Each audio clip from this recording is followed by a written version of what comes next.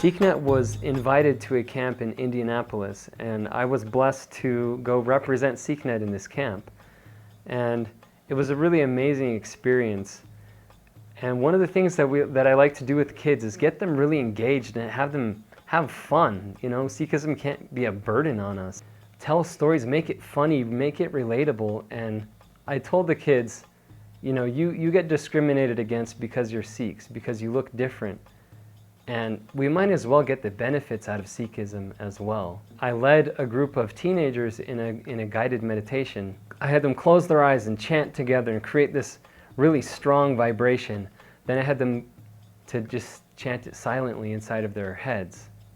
And I guided them to imagine the Waheguru mantra as like a river, and then it hits your third eye and it's like a vortex. And when they opened their eyes after about 3 to 5 minutes of meditating, I asked them, what experience did you have?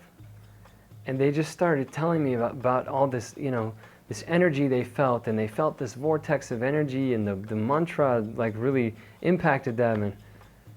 And it was like it was the first real spiritual experience they had ever had. I think one of the greatest gifts that we can give to the kids is the Chardi Kala spirit. It's that inspiration, it's that glowing face, it's that fearlessness. That's what they understand. That's what's going to carry them through their life.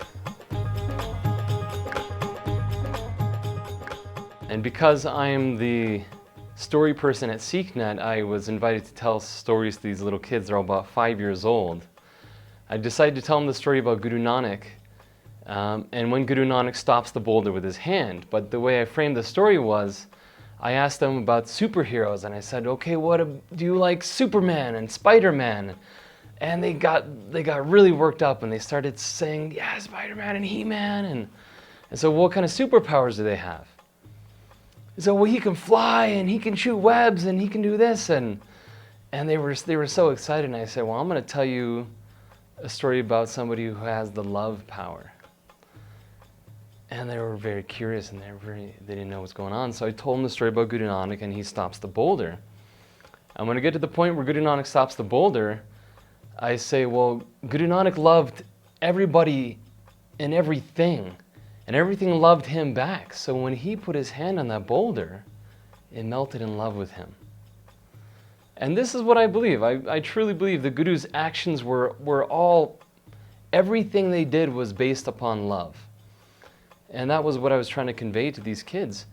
And when I said that, these 5-year-old kids, there was a silence in the room, and they were really just getting it. And then this one little boy, he says, you know, so I guess love is really the greatest superpower of all.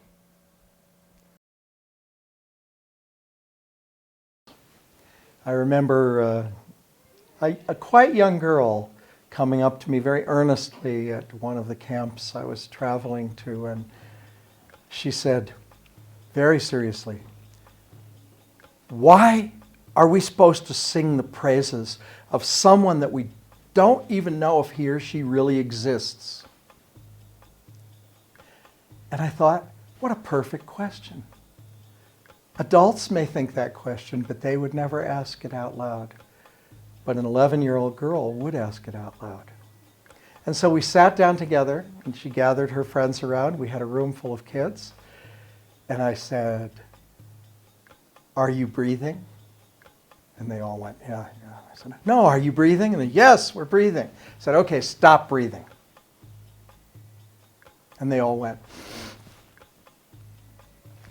And after about a minute, everybody was breathing again.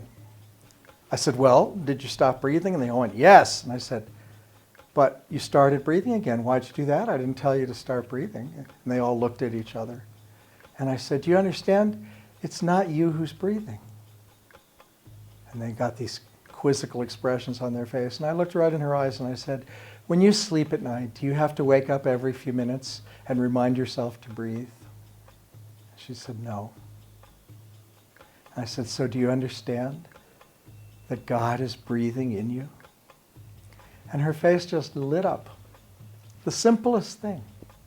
And now, what do you want to bet she's going to go to her friends and have them do that too?